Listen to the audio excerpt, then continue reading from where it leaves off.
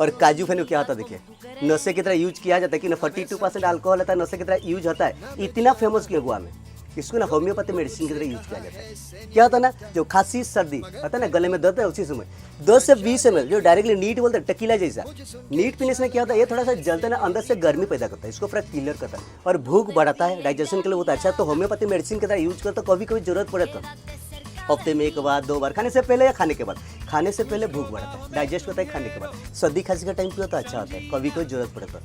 नशे की तरह पीना तो आपके ऊपर डिपेंड करता है किसके साथ पीना है, ज़्यादा तो लिम्का के साथ पिया जाता है नशे की तरह।